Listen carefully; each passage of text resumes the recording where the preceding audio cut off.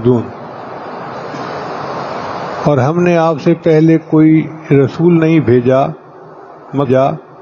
مگر یہ کہ ہم نے اس کہ میرے سوا کوئی معبود نہیں سو تم میری عبادت کرو۔ تو سب انبیاء کی یہ متفقہ دعوت تھی کہ اللہ کے سوا کوئی معبود نہیں، اللہ کی عبادت کرو، اور نبی علیہ الصلوۃ والسلام نے بھی یہی کیا۔ اللہ نے ارشاد فرمایا فَاعْلَمْ أَنَّهُ لَا إِلَٰهَ إِلَّا اللَّهُ، اے محبوب جان لیجئے کہ اللہ کے سوا کوئی معبود نہیں۔ یہ نبی علیہ الصلوۃ والسلام کی پہلی دعوت تھی۔ طارق بن عبداللہ مہاروی فرماتے ہیں کہ میں نے نبی علیہ السلام کو ایک مرتبہ بازار میں جاتے ہوئے دیکھا، آپ کے جسم پر سرخ رنگ کا جبہ تھا، آپ پکار رہے تھے یا ایھا الناس قولوا لا الہ الا اللہ تفلحوا، اے لوگو لا الہ الا اللہ پڑھو فلاح پا جاؤ گے۔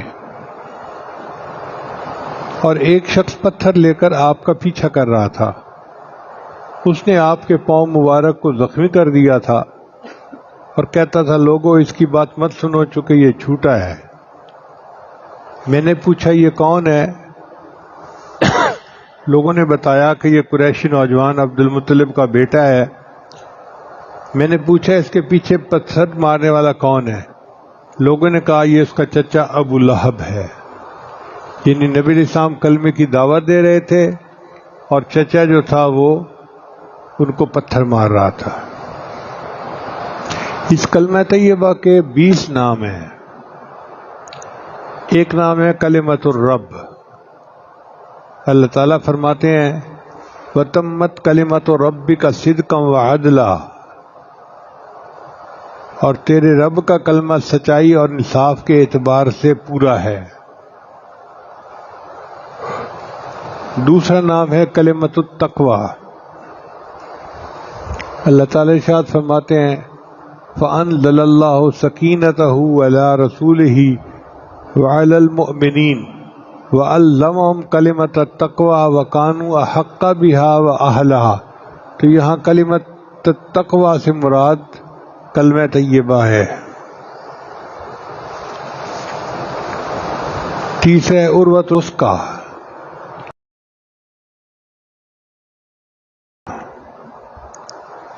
اللہ تعالیٰ ارشاد فرماتے ہیں فَمَن يَكْفُرْ بِالطَّاغُوتِ وَيُؤْمِن بِاللَّهِ فَقَدِ اسْتَمْسَكَ بِالْعُرْوَةِ الْوُثْقَىٰ لَا انفِصَامَ لَهَا وَاللَّهُ سَمِيعٌ عَلِيمٌ۔ تو جو شخص طاغوت کا انکار کر کے اللہ پر ایمان لے آئے گا، اس نے ایک مضبوط کنڈے کو پکڑ لیا، اس کے ٹوٹنے کا کوئی امکان نہیں، اور اللہ خوب سننے والا اور سب کچھ جاننے والا ہے۔ چوتھا نام ہے اس کا کلمۃ العہد۔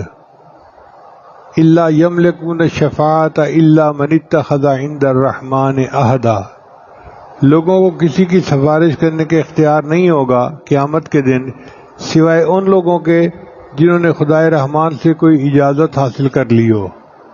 یعنی مومن شفاعت کر سکیں گے اور کوئی شفاعت نہیں کر سکے گا۔ ایک نام ہے کلمۃ الحسنی۔ فَأَمَّا مَنْ أَعْطَىٰ وَاتَّقَىٰ وَصَدَّقَ بِالْحُسْنَىٰ فَسَنُيَسِّرُهُ لِلْيُسْرَىٰ۔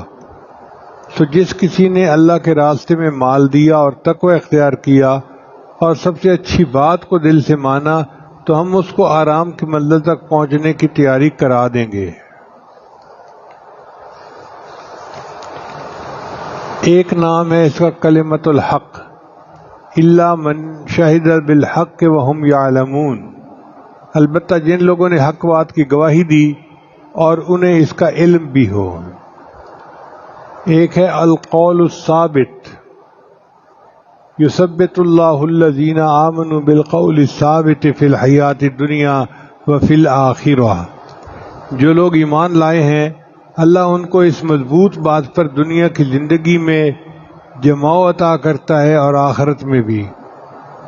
ایک ہے نام اس کا کلمۃ السوا۔ قل یا اہل الکتاب تعالوا الی کلمۃ سواء بیننا وبینکم الا نعبد الا اللہ ولا نشرک بہ شیئا۔ آپ فرما دیجئے اے اہل کتاب آ جاؤ ایسی بات کی طرف جو ہمارے اور تمہارے درمیان برابر ہے کہ ہم عبادت نہ کریں مگر اللہ کی اور اس کے ساتھ کسی بھی چیز کو شریک نہ ٹھہرائیں۔ ایک نام ہے اس کا کلمۃ الصدق، والذی جاء بالصدق وصدق بہ، اور جو شخص سچ لے کر آیا اور اس نے سچ کی تصدیق کی۔ ایک نام ہے اس کا حبل اللہ، واعتصموا بحبل اللہ جمیعا، تم سب مل کر اللہ کی رسی کو مضبوطی سے پکڑ لو۔ ایک نام ہے اس کا کلمۃ الاحسان، هل جزاء الاحسان الا الاحسان۔ 12واں نام ہے اس کا کلمۃ العدل، ان اللہ یامر بالعدل والاحسان، بلا شبہ اللہ عدل کا اور احسان کا اور قرابت داروں کو دینے کا حکم دیتا ہے۔ ایک نام ہے اس کا کلمۃ العلیٰ، وجعل کلمۃ الذین کفروا السفلی وکلمۃ اللہ ہی العلیٰ، اور اس نے ان لوگوں کی بات نیچی کر دی جو کفر اختیار کیے ہوئے تھے، اور اللہ ہی کا کلمہ اونچا ہے۔ ایک ہے اس کا نام کلمۃ السدید، القول السدید، یا ایھا الذین آمنوا اتقوا اللہ وقولوا قولا سدیدا، اے ایمان والو اللہ سے ڈرو اور ٹھیک بات کہو۔ ایک ہے نام اس کا کلمۃ شہادہ، ہم اس کو کلمہ شہادہ کہتے ہیں۔ اللہ فرماتے ہیں شہد اللہ انہ لا الہ الا ہو والملائکۃ واولو العلم قائما بالقسط لا الہ الا هو العزیز الحکیم۔ ایک نام ہے اس کا کلمۃ النجات، وَيَا قَوْمِ مَا لِي أَدْعُوكُمْ إِلَى النَّجَاةِ وَتَدْعُونَنِي إِلَى النَّارِ۔ ایک نام ہے اس کا کلمۃ الباقیہ، وَجَعَلَهَا كَلِمَةٌ بَاقِيَةٌ فِي عَقِبِهِ لَعَلَّهُمْ يَرْجِعُونَ۔ ایک نام ہے اس کا مقالد السماوات والارض، لہو مقالد السماوات والارض، اللہ ہی کے لیے آسمانوں اور زمینوں کی کنجیاں ہیں۔ اور 19واں نام ہے کلمۃ توحید، وَإِلَٰهُكُمْ إِلَٰهٌ وَاحِدٌ لَا إِلَٰهَ إِلَّا هُوَ الرَّحْمَٰنُ الرَّحِيمُ، اور تمہارا معبود ایک ہی ہے، اس کے سوا کوئی معبود نہیں، وہی رحمان اور رحیم ہے۔ اور ایک نام ہے اس کا کلمۃ الطیبہ، کلمۃ طیبۃ کشجرۃ طیبۃ اصلها ثابت وفرعها فی السماء۔ یہ کلمہ طیبہ اللہ تعالیٰ کو بہت محبوب ہے۔ حدیث مبارکہ میں ہے کہ باقی اعمال کو تو فرشتے آسمان پہ لے کے جاتے ہیں، کلمہ خود ہی پرواز کرتا ہے۔ الیہ یصعد الکلم الطیب والعمل الصالح یرفعہ۔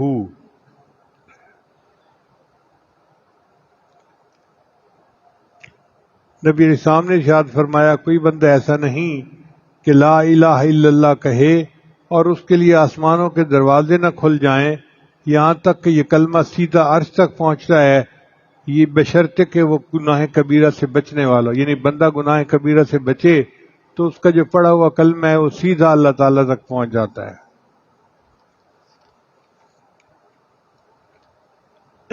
جب بندہ کلمہ طیبہ پڑھتا ہے اللہ تعالیٰ اس بندے کے سب گناہوں کی بخشش فرما دیتے ہیں۔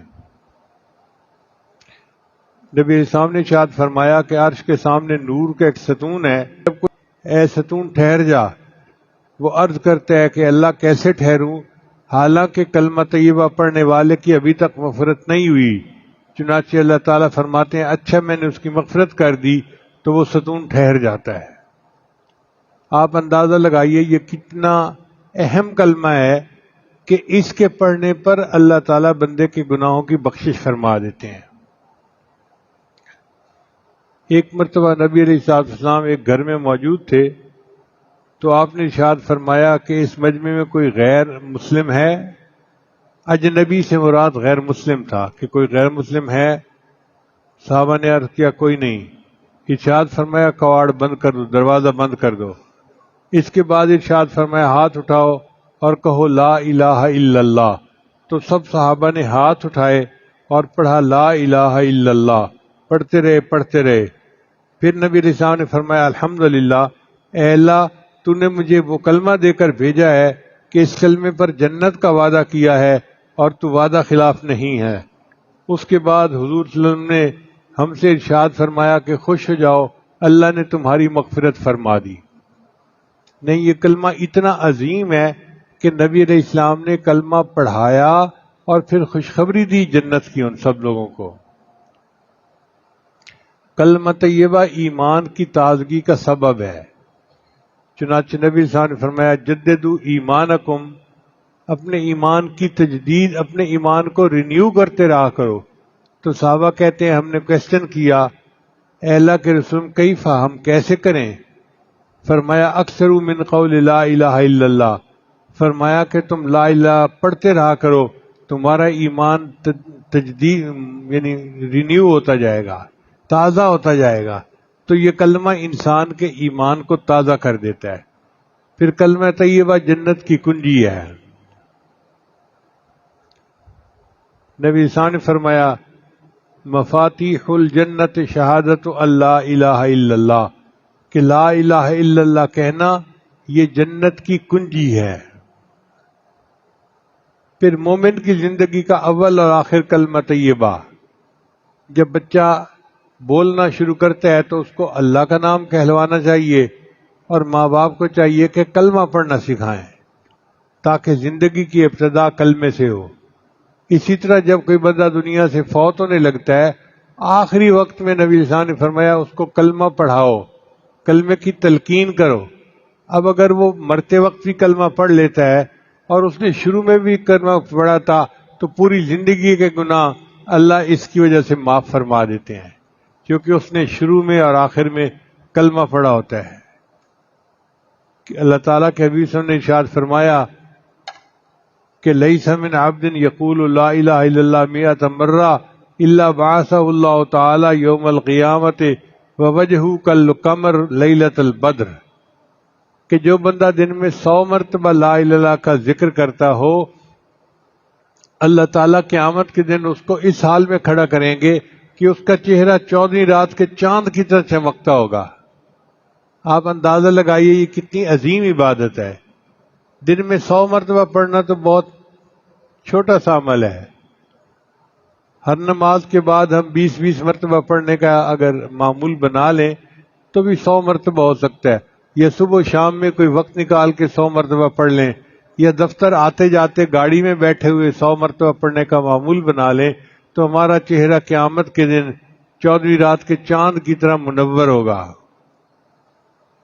پھر ایک حدیث میں آتا ہے کہ جو بندہ 70,000 مرتبہ کلمہ پڑھتا ہے اللہ اس کے گناہوں کو معاف کر دیتا ہے۔ ہمارے اکابرین اپنے لیے اپنی زندگی میں 70,000 مرتبہ کلمہ پڑھنے کا نصاب پورا کرتے تھے۔ امام قرطبی رحمۃ اللہ علیہ ایک بڑے مفسر ہیں، وہ فرماتے ہیں کہ ایک نوجوان تھا جو ذاکر شاغل تھا، اور اس کے بارے میں لوگ کہتے تھے جی کہ یہ بڑا صاحب کشف ہے، جنت اور جہنم کی باتیں بتاتا ہے۔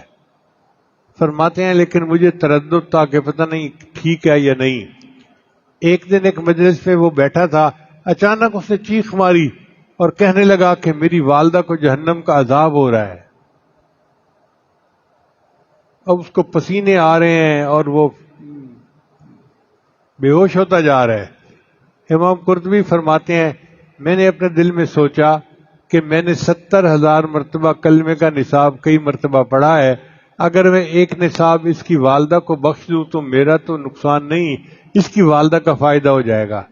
فرماتے ہیں کہ میں نے اپنے دل میں نیت کر لی، اور میرے سوا اور اللہ کے سوا کوئی نہیں جانتا تھا کہ میں نے یہ عمل کیا۔ جیسے ہی میں نے 70,000 والا نصاب اس کی والدہ کو بخشا، وہ ٹھیک ہو کے بیٹھ گیا اور کہنے لگا اللہ نے میری والدہ کے عذاب کو ختم کر دیا اور اس کو جنت عطا فرما دی۔ امام قرطبی رحمۃ اللہ فرماتے ہیں اس سے مجھے 2 فائدے ہوئے۔ ایک تو 70,000 مرتبہ کلمہ پڑھنے پر بخشش کا جو خوشخبری ہے اس کا یقین ہو گیا، اور دوسرا یہ یقین ہو گیا کہ یہ نوجوان جھوٹا نہیں، یہ نوجوان سچا ہے۔ کلمہ طیبہ اللہ کے عذاب سے امن ہے، چنانچہ نبی صلی اللہ علیہ وسلم نے حضرت جبرائیل علیہ السلام سے نقل فرمایا کہ اللہ تعالیٰ کا ارشاد ہے کہ میں ہی اللہ ہوں، میرے سوا کوئی معبود نہیں، لہذا میری ہی عبادت کیا کرو۔ جو شخص تم میں سے اخلاص کے ساتھ لا الہ الا اللہ کی گواہی دیتا ہوا آوے گا وہ میرے قلعے میں داخل ہو جائے گا، اور جو میرے قلعے میں داخل ہوگا وہ میرے عذاب سے بچ جائے گا۔ تو لا الہ الا اللہ کا پڑھنا اللہ تعالیٰ کے عذاب سے بندے کو بچا دیتا ہے۔ پھر کلمہ طیبہ ابلیس کے لیے باعث ہلاکت ہے۔ حدیث مبارکہ میں ہے کہ ابلیس نے کہا اہلکت الناس بالذنوب، میں نے لوگوں کو گناہوں کے ذریعے سے ہلاک کیا، وَأَهْلَكُونِي بِلَا إِلَهَ إِلَّا اللَّهِ وَالْإِسْتِغْفَارِ، انہوں نے مجھے لا الہ الا اللہ پڑھ کر اور استغفار پڑھ کر انہوں نے مجھے ہلاک کر دیا۔ یعنی یہ لا الہ الا اللہ پڑھنا ابلیس کے لیے باعث ہلاکت ہے۔ پھر کلمہ طیبہ موت کی تکلیف سے آسانی کا باعث ہے، اس لیے جب کوئی بندہ وفات کے قریب ہوتا ہے تو آخری وقت میں اس کے قریب لا الہ الا اللہ پڑھتے ہیں اور اس کو تلقین کرتے ہیں، کیونکہ کلمہ پڑھنے سے اللہ تعالیٰ موت کی تکلیف کو آسان فرما دیتے ہیں۔ پھر کلمہ طیبہ قبر کی وحشت سے نجات کا باعث ہے۔ جو بندہ کلمہ طیبہ پڑھنے والا ہوگا اللہ تعالیٰ اس کو قبر کے عذاب سے معاف فرما دیں گے۔ کلمہ طیبہ بندے کو صدیقین اور شہداء کے مقام تک پہنچاتا ہے۔ نبی علیہ السلام کے پاس ایک آدمی آیا، عرض کیا میں نے لا الہ الا اللہ کی گواہی دی، نمازیں پڑھتا ہوں، رمضان کے روزے رکھتا ہوں اور زکوٰۃ ادا کرتا ہوں۔ نبی علیہ السلام نے فرمایا جو بندہ ان اعمال پر ہے تو وہ صدیقین اور شہداء میں سے ہوگا، یعنی کلمہ کا ذکر کرنے والا قیامت کے دن اللہ اس کو صدیقین اور شہداء کے ساتھ درجہ عطا فرمائیں گے۔ پھر کلمہ طیبہ 99 دفتروں سے بھاری ہوگا۔ حدیث مبارکہ میں ہے قیامت کے دن اس امت کا ایک گناہگار ہوگا جس کے گناہ بہت زیادہ ہوں گے، 99 دفتر گناہوں کے ہوں گے۔ اس کی مثال ایسے سمجھیں کہ جیسے آپ کسی سبجیکٹ کے نوٹس بناتے ہیں، ایک کاپی ختم ہو جاتی ہے تو پھر دوسری کاپی، پھر تیسری کاپی، پھر چوتھی کاپی، اس کے بھی گناہ اتنے ہوں گے کہ گناہ لکھتے لکھتے 99 رجسٹر گناہوں کے بن جائیں گے۔ اتنا بڑا گناہگار ہوگا اس امت کا۔ اس کے ایک پلڑے میں 99 دفتر رکھ دیے جائیں گے اور دوسرے میں اس کے اعمال رکھ دیے جائیں گے، تو اعمال تھوڑے ہوں گے اور رجسٹر کا جو بوجھ ہوگا زیادہ ہوگا، تو وہ بندہ سمجھے گا کہ اب میری پکڑ ہو جائے گی۔ اللہ فرمائیں گے میرے بندے میں کسی پر ظلم نہیں کرتا، تیرا ایک عمل ہمارے پاس باقی ہے، ہم تجھے وہ دیتے ہیں۔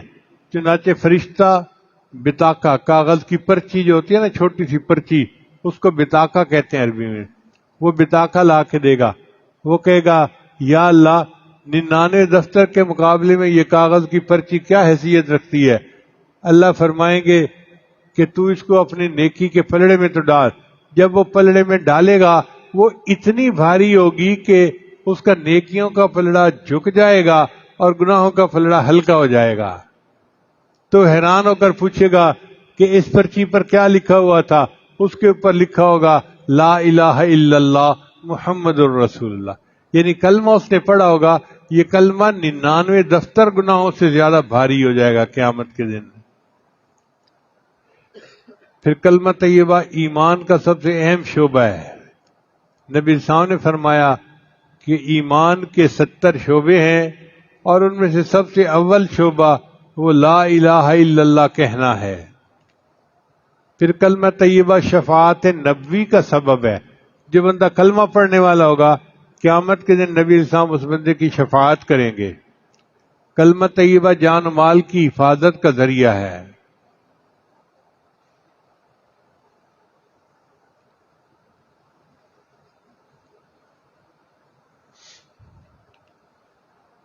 حدیث مبارکہ میں آتا ہے کہ ایک مرتبہ نبی علیہ السلام کا پتہ نہیں چل رہا تھا کہ محبوب علیہ السلام گھر میں ہیں یا کہیں باہر ہیں، تو صحابہ کرام تو بہت فکر مند رہتے تھے، چونکہ مدینہ طیبہ میں باہر سے کافر بھی آتے تھے تو خدشہ تھا کہ کوئی کاروائی نہ کر دے۔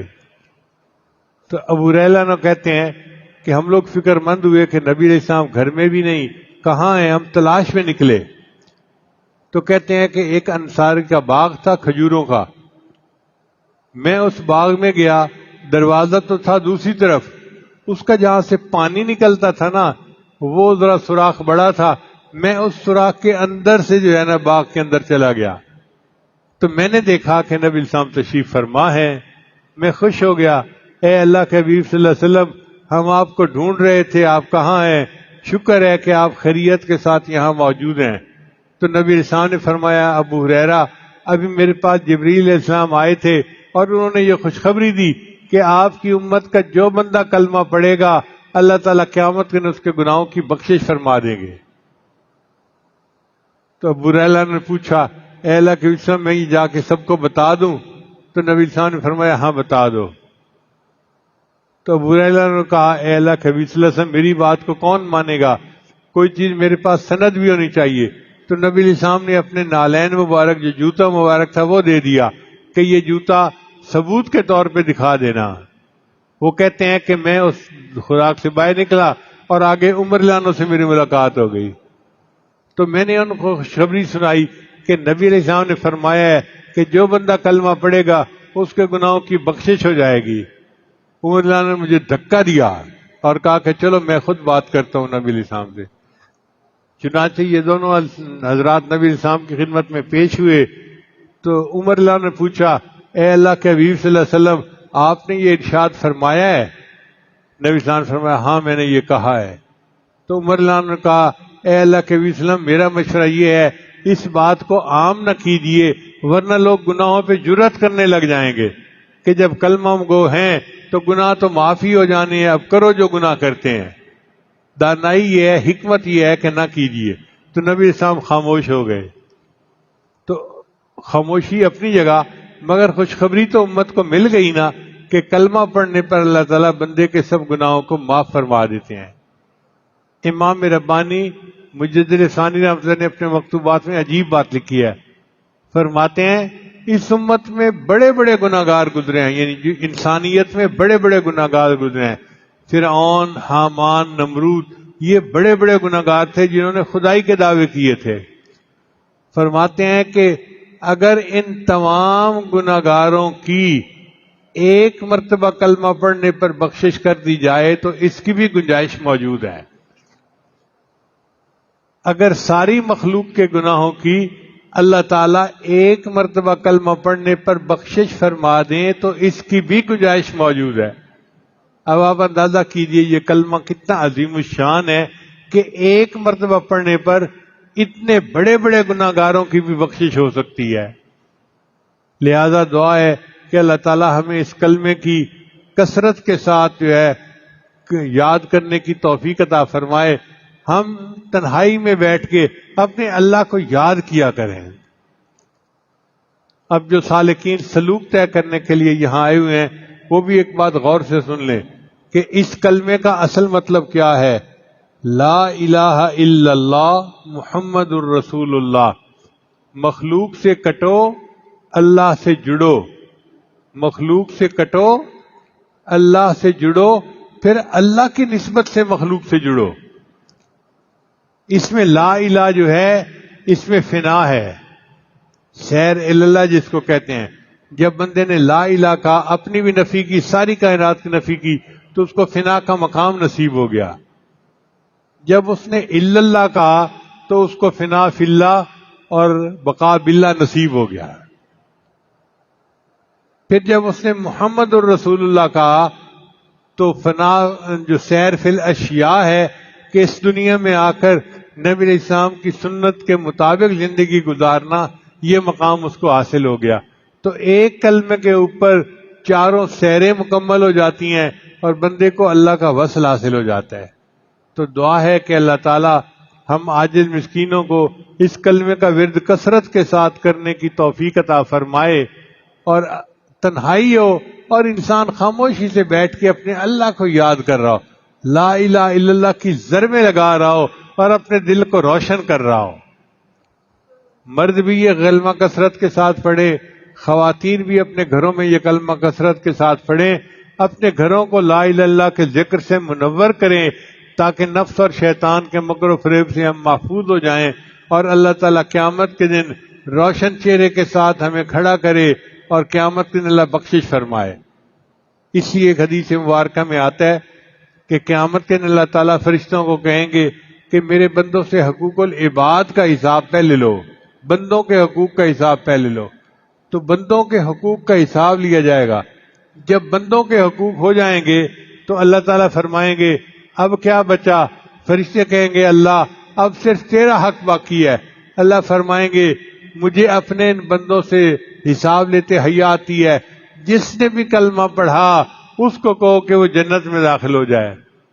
ربما یود الذین کفروا لو کانوا مسلمین، یہ وہ وقت ہوگا جب کافر بھی تمنا کریں گے کاش ہم نے بھی کلمہ پڑھا ہوتا۔ یہ کلمہ اتنا عظیم ہے، اللہ تعالی ہمیں اس کے بار بار ورد کی توفیق عطا فرمائے اور اس کی نور سے اللہ ہمارے دلوں کو منور فرمائے۔ وآخر دعوانا ان الحمد للہ رب العالمین۔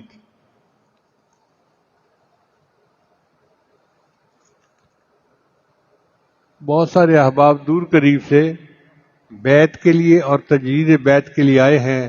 یہ عاجز کلمات پڑھا دے گا، پھر اس کے بعد انشاءاللہ سنتیں پڑھیں گے۔ جو کلمات یہ عاجز پڑھے پیچھے پیچھے پڑھتے جائیے۔ پڑھیے بسم اللہ الرحمن الرحیم،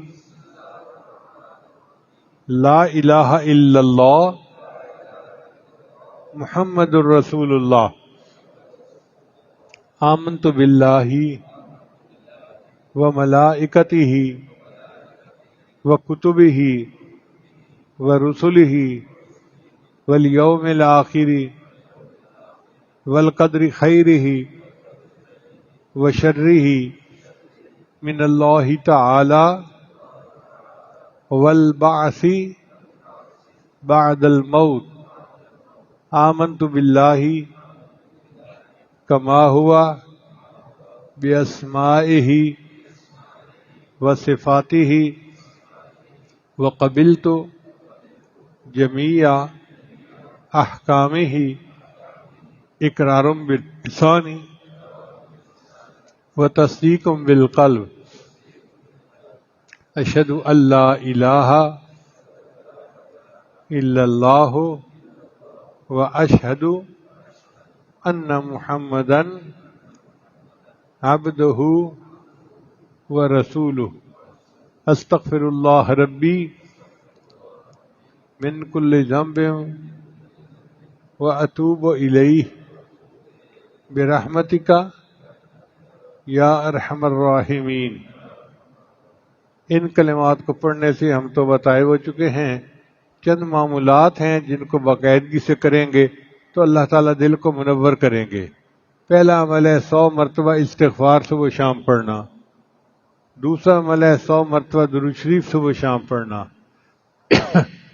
تیسرا عمل ہے قرآن مجید کی تلاوت روزانہ کرنا۔ ایک پارہ پڑھیں، آدھا پارہ پڑھیں، مگر پڑھیں ضرور۔ جو حافظ ہیں وہ اپنی منزل کے حساب سے پڑھیں۔ چوتھا عمل ہے چلتے پھرتے ہر وقت دل میں اللہ کو یاد کرنا، ہتھ کارول دل یارول، ہاتھ کام کاج میں مصروف اور دل اللہ تعالیٰ کی یاد میں مصروف۔ اور پانچواں عمل ہے مراقبہ کرنا۔ مراقبہ جو ہے وہ تمام معاملات کا لب لباب اور نچوڑ ہے۔ طریقہ بڑا آسان ہے۔ جب نماز پڑھ کے فارغ ہوں تو آنکھیں بند کر کے اللہ سے لو لگا کے بیٹھ جائیں کہ اللہ کی رحمت آ رہی ہے، میرے دل میں سما رہی ہے، میرے دل کی ظلمت اور سیاہی دور ہو رہی ہے اور میرا دل اللہ اللہ اللہ بول رہا ہے اور میں سن رہا ہوں۔ انشاءاللہ چند منٹ اس طرح بیٹھ کے ذکر کریں گے تو اللہ تعالیٰ دل کو منور کریں گے۔ آپ اپنے دل میں اللہ کی محبت میں اضافہ محسوس کریں گے۔ دعائے اللہ تعالیٰ سب کو اپنے مقبول بندوں بندیوں میں شامل فرمائے۔ جزاکم اللہ حسن جزا۔ سنت